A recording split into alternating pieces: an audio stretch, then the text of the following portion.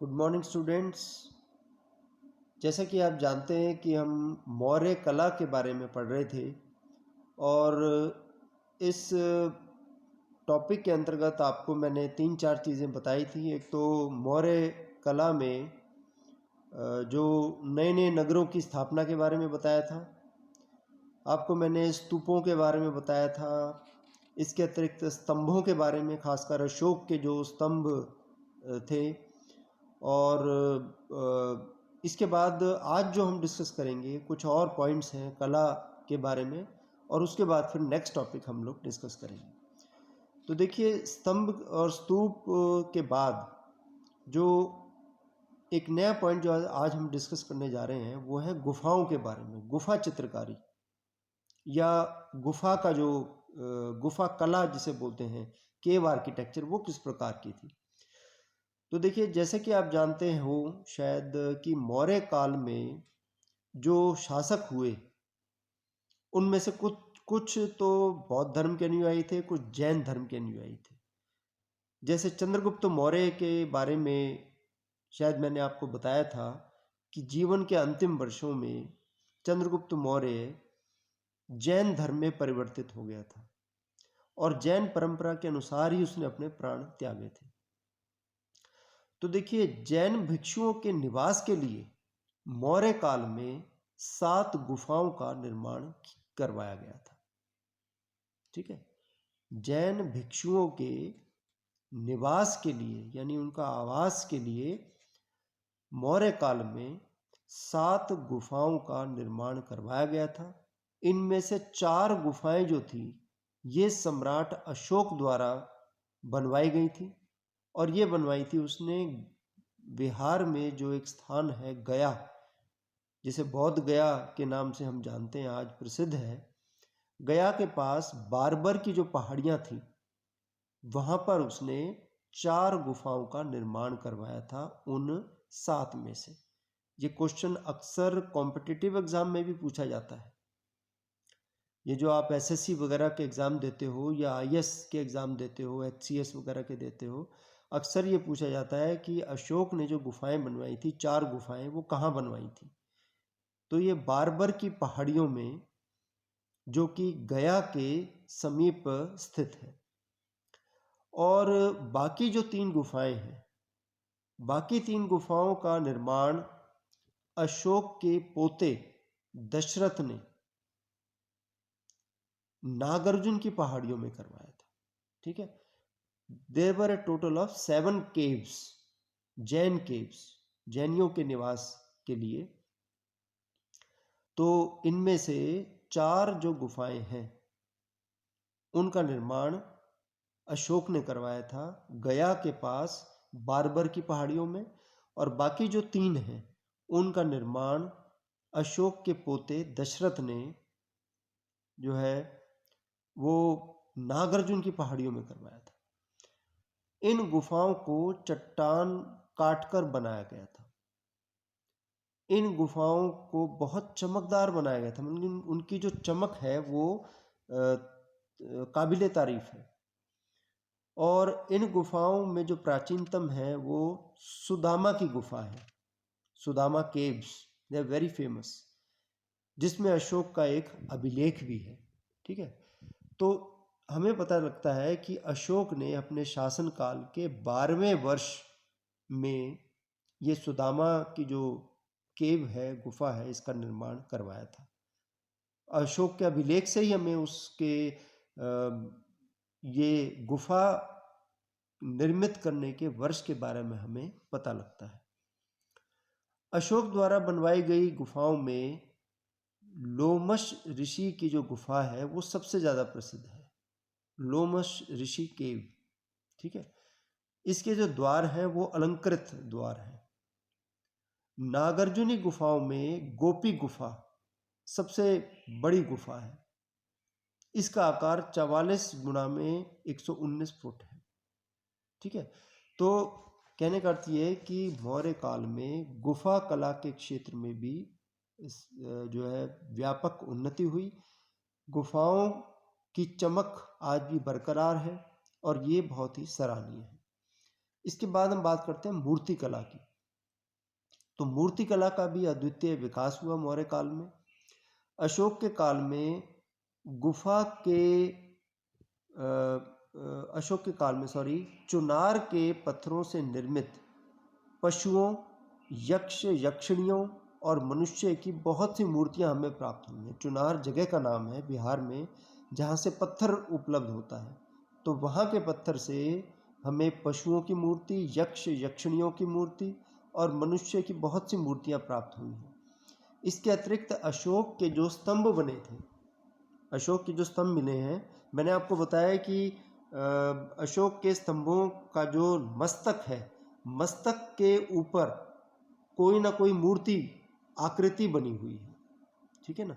तो वो मूर्ति ही तो है, इसका वर्णन हमने पहले कर रखा है।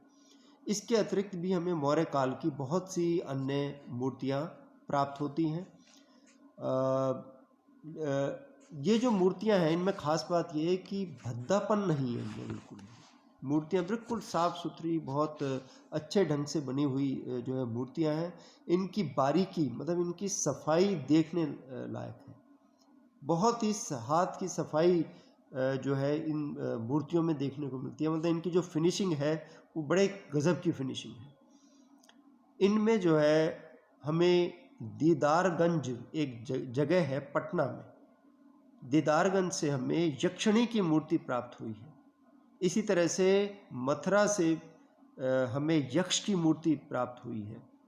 पहले मथुरा को परखम कहा जाता था, तो यहाँ से हमें यक्ष की मूर्ति प्राप्त हुई है। इसी तरह से बेसनगर मध्य प्रदेश से हमें एक स्त्री की मूर्ति प्राप्त हुई है।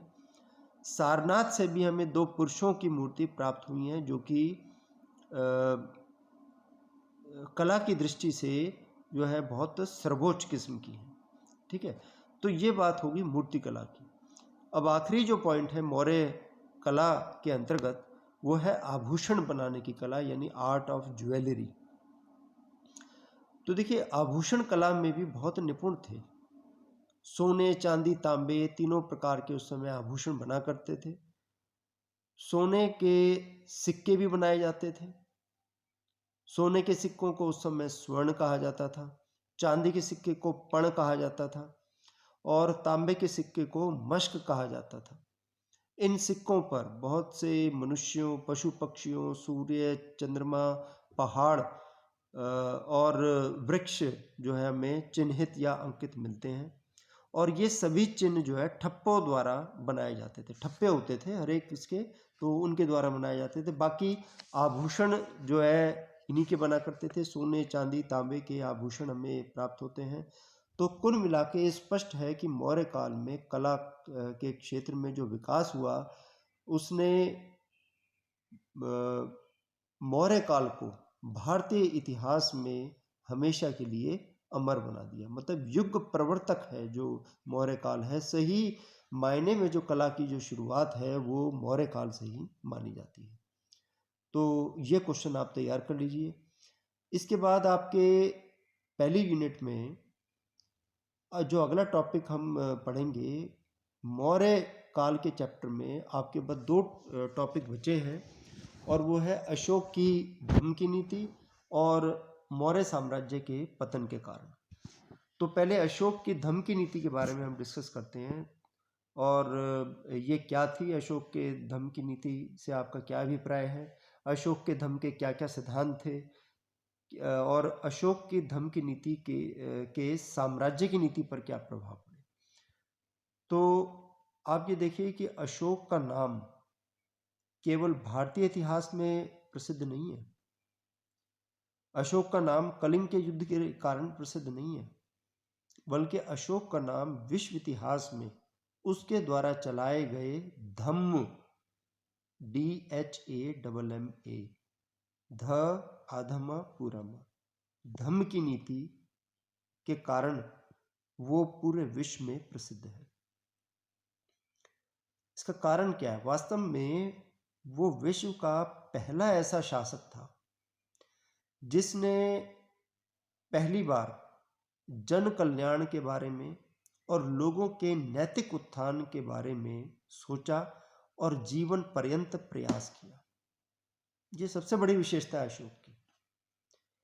इतने शासक हुए। देखो आपने अलेक्जेंडर के बारे में पढ़ा, द अलेक्जेंडर द ग्रेट, ठीक है, और प्राचीन काल के बहुत से शासक हुए, लेकिन कोई भी शासक ऐसा नहीं था जिसने जनता के इस जीवन को सुधारने के लिए, जनता के कल्याण के लिए और उसके नैतिक उत्थान के लिए सोचा हो या प्रयास किए हो।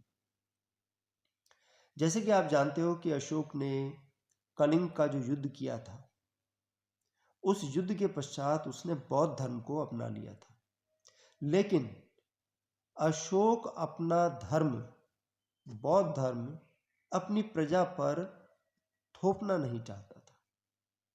He never wanted to impose Buddhism on his subjects, ठीक है। वो तो ये चाहता था कि प्रजा ऐसे धर्म का पालन करे, ऐसे धर्म या धम्म का पालन करे जो कि उच्च मानवीय मूल्यों पर आधारित हो, हाई मॉरल स्टैंडर्ड्स पर आधारित हो। वो लोगों को कोई धर्म नहीं देना चाहता था, वो तो लोगों को नैतिकता का जीवन व्यतीत करने के लिए प्रेरित करना चाहता था। तो उसने एक ऐसे धर्म की स्थापना की जिसने विश्व में प्रचलित सभी धर्मों के अच्छे सिद्धांतों को उसने एकत्रित किया। तभी ये कहा जाता है कि अशोक का जो धर्म था वो वास्तव में सभी धर्मों का सार था। It was the essence of all the religions.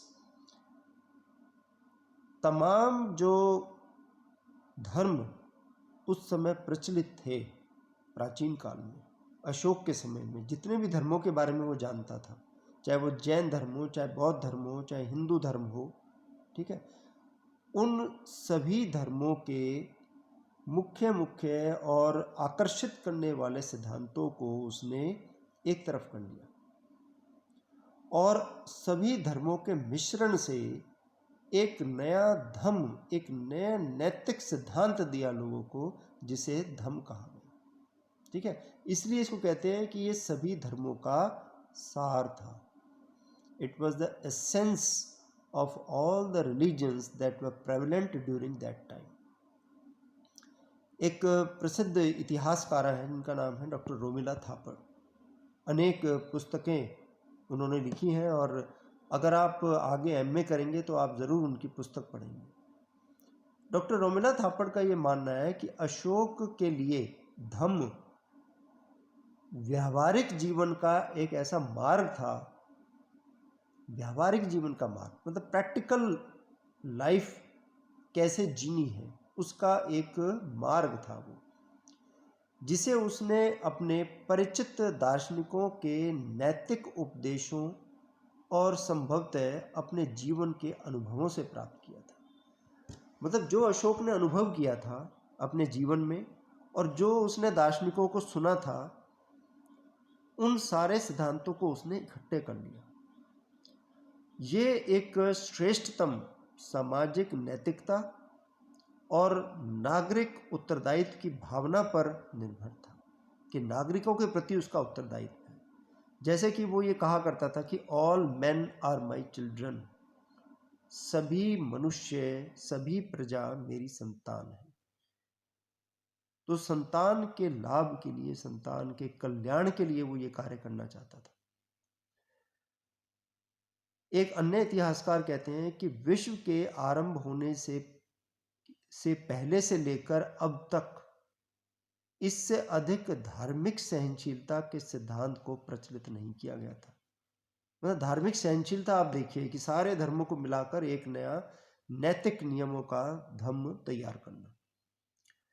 कुछ इतिहासकार तो कहते हैं कि अशोक का धर्म वास्तव में बौद्ध धर्म था। उसने केवल बौद्ध धर्म के सिद्धांतों का प्रचार करने के लिए ये अपना धर्म चलाया था, लेकिन अधिकांश इतिहासकारों का ये मानना नहीं है। अधिकांश इतिहासकार इस मत से सहमत नहीं है। उनका कहना है कि कुछ तो समानताएं थी, इसमें कोई शक नहीं है, क्योंकि सभी धर्मों का सार था तो बौद्ध धर्म भी आ गया इसमें। लेकिन इसके बावजूद अशोक ने बौद्ध धर्म के मूलभूत सिद्धांतों की कहीं भी चर्चा नहीं किया। बौद्ध धर्म के मूलभूत सिद्धांत आप जानते हैं, आपने ये फर्स्ट सेमेस्टर में पढ़े हैं कि 4 आर्य सत्य, ठीक है, अष्टमार्ग, निर्वाण वगैरह, इसका जिक्र धम्म में उसने कहीं भी नहीं किया। और कहीं भी वो संघ की स्थापना की बात नहीं करता कि भाई बुद्धिस्ट संघ की स्थापना और इस तरह से। तो किसी विशेष संप्रदाय या विशेष धर्म से संबंधित नहीं था, बल्कि उसका जो धर्म था वो मानव धर्म था। We can compare this to the policy of दीन-ए-इलाही that was started by Akbar. Akbar ने भी किसी तरह की पॉलिसी कई वर्षों बाद, अशोक के कई वर्षों बाद शुरू की थी। We can compare this to the Ashoka's policy of Dhamma. What are the principles of धम्म? धम्म के क्या सिद्धांत हैं और इसका क्या प्रभाव पड़ा, ये फिर हम अगली क्लास में पढ़ेंगे। Thank you.